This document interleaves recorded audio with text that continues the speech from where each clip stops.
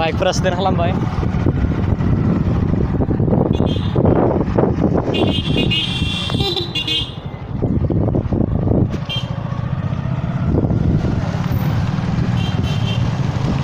थांगासिनो दङ नायनो थाखाय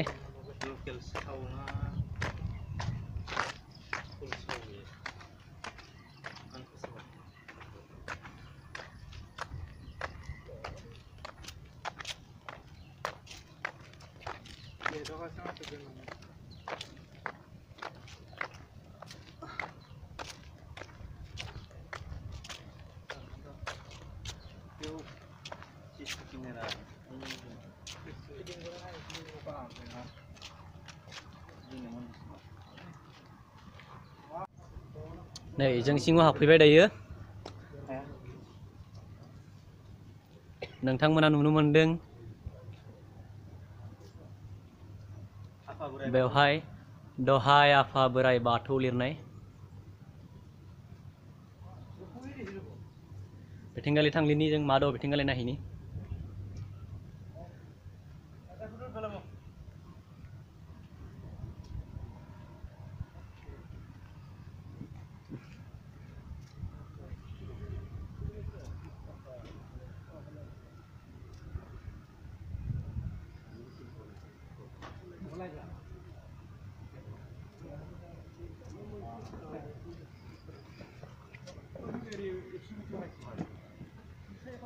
नै नोंथांमोना नुनो मोनदों बाथौ थानसालि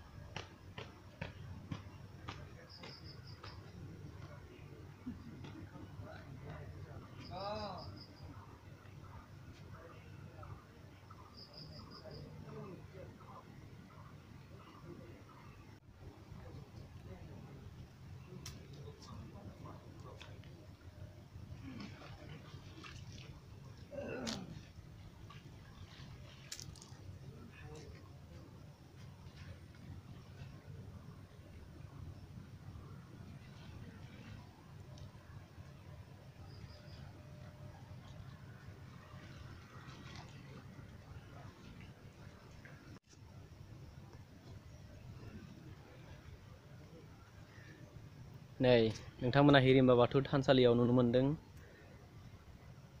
हनै नायना लाखा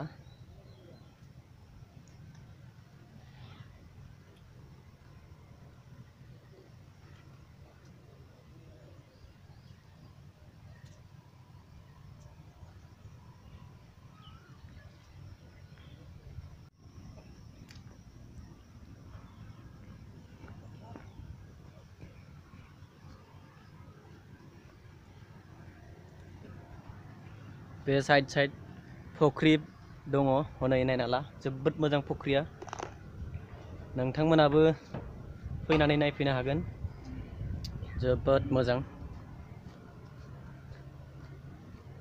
नै सोरबा फट' लादों नोंथांमोनाबो फैनानै नायफैनो हागोन उदालगुरि जिल्लानि सिङाव थानाय बे हिरिम्बा बाथौ थानसालिखौ जोबोद मोजां जों दा सिङाव हाबनो नागिरदों सिङाव हाबनोसै नै सिङाव हाबबाय सिंनि थासारिखौ नोंथांमोना नायनानै ला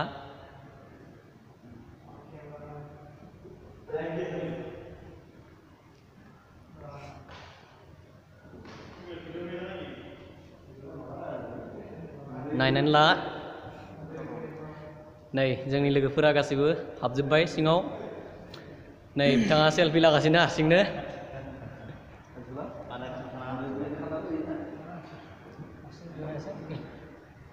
बिथाङा फैयै फैयै नेंफैबाय बहुत गोजाननिफ्राय फैदोथ' जोंबो जिरायदो नै बिथाङा स्पिच बक्सआव माने लेक्सार होनो नागिरदो गासैबो थासारिखौ नायनानै ला नोंथांमोना हनै आं दिन्थिगासिनो दङ उदालगुरि जिल्लानि सिङाव थानाय बे मोनसे जोबोद समायना थानसालि बाथौ थानसालि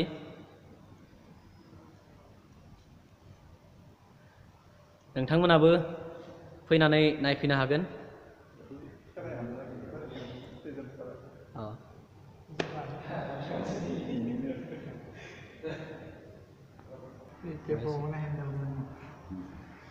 हाय आंबो खुलुमनो थांनोसै दायो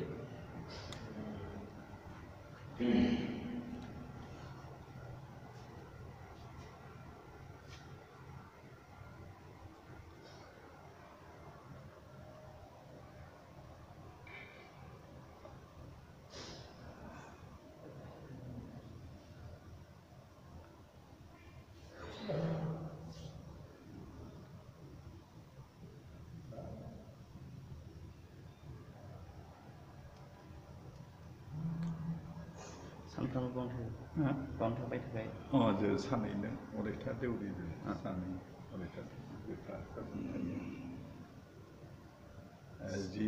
जिखुनु समाव लागोन मोनो संनाय जानाय संनायखौ जों दा माबा थाखाय बिथां मोनसे न'आव जागोन न'आव जाना जागोन दा बे न'आव जाना थाथ'नायखौ न'आव गंसे खागोन बेयाव फैसा हाबाखैनो मावोना पसिस लाख बेयाव थानांगौ न'आव जागोन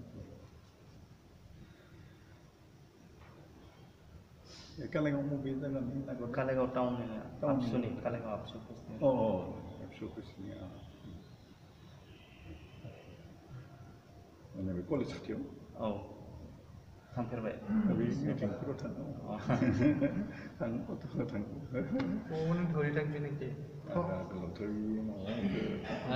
खुलुमना फैबाय आं दायो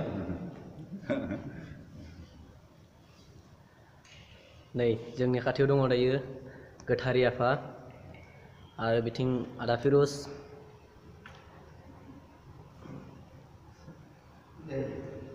सेल्फि लादों आब'आ बेनि सोमोन्दै माबाफोर बुंगोन नामा एसे थानसालिनि सोमोन्दै थानसालियाव जोहोर सिनाख'ना बाथौ आफादाव 27 गामि दङ बे 27 गामियाव 523 माने गामि दङ आनसलिक माबाव दा बिनिफ्राय जोरो माने प्रति बोसोरे माने मोनसे माइ जोर थिखांनानै आरो सरकारनिफ्राय मोनसे अनुदान मोननानै आरो रायजोनि बिभिन्न रायजोनिफ्राय मददथि मोननानै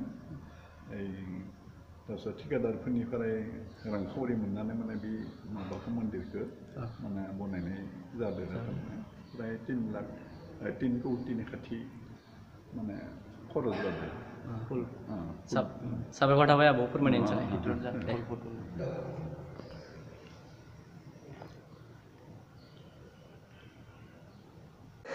नै जों दायो हिरिम्बा बाथौ थानसालिखौ नायखांनानै खुलुमबाय हिरिम्बा बाथौ थानसालिखौबो खुलुमबाय आरो जों नोंथांमोननो दिन्थिगासिनो दङ जों बिथां गोथारि आबौ मोनदोंबो खुलुमबाय बिथांमोनखौबो आरोबाव जोंनि लोगोआव फैफानाय आदामोनाबो खुलुमगासिनो गोबां बाथ्रा सावरायगासिनो दङ बिथांमोनजों हनै नोंथांमोना नुनो मोन्दों बायजोनि फुख्रिखौ जोबोद मोजां फुख्रिनि दैयाबो जोबोद साफा नोंथांमोना फैनानै नायफैनो हागोन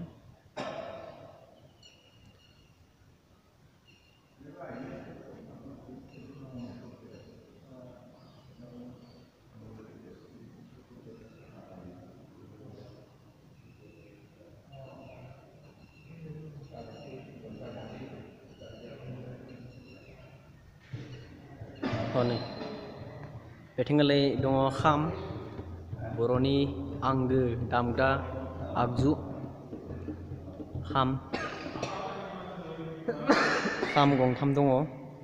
हनै जोंहा लोगोआ राजाया सिफुं दामनोसै, सिफुंबो दंखायो। सिफुं दामनो नागिरदो बिथां राजा दैमारि।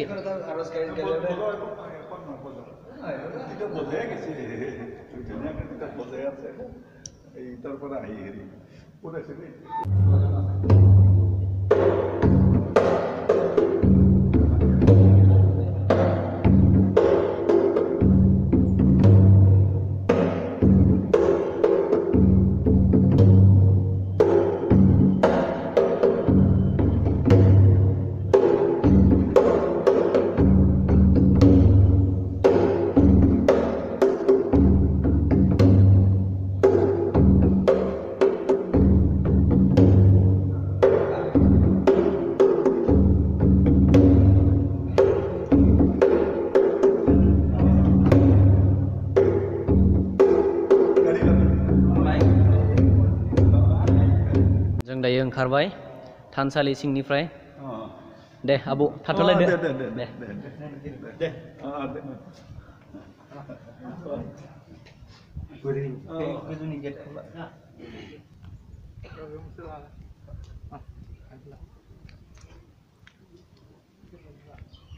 दायो जों हिरिम्बा थानसालिनिनो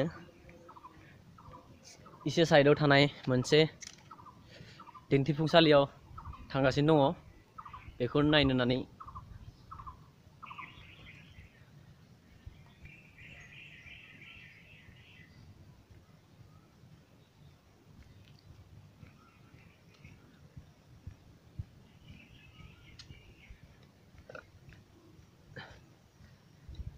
हनै मोनफैबाय। बे न'आवनो दङ गोथैसि बावनाय। बेवहाय हनै बेयाव नोंथांमोना नुदों गोथैसि बावनाय। दा बेवहाय गोथैसि बावनायनि नेमखान्थिफोरखौ दिन्थिदों। नै बेबायदि गोथैसि बावो जोंनि आसार खान्थि। हनै फारि फारि गसंनानै दङ।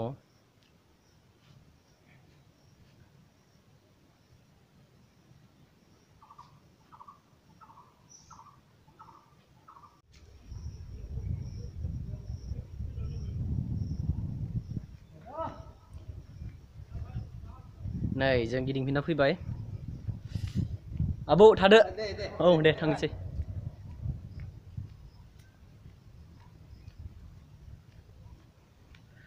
सारि सारि बिफां लाइफां मिथिंगानि गेजेराव जोबोद समायना नैबे हिरिम्बा बाथौ थानसालि। नोंथांमोना फैनानै नायफैनो हागोन।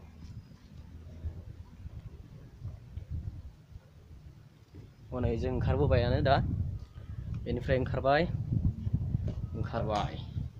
हनै जोंनि लोगोफ्रा थांगासिनो दङ। ओंखारबोबाय जों हनै।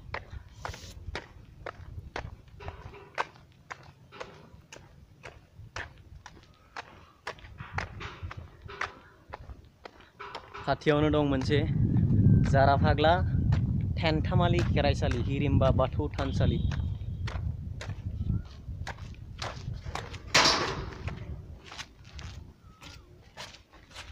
नोंथांमोना नायनो हागोन। जुम खालामना दिन्थिनि जारा फाग्ला थेनथामालि खेराइसालि।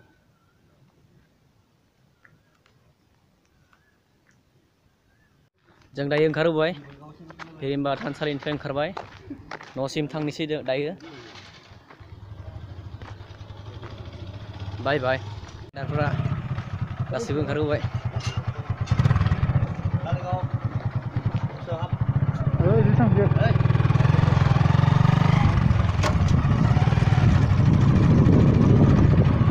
सिगाङाव सानै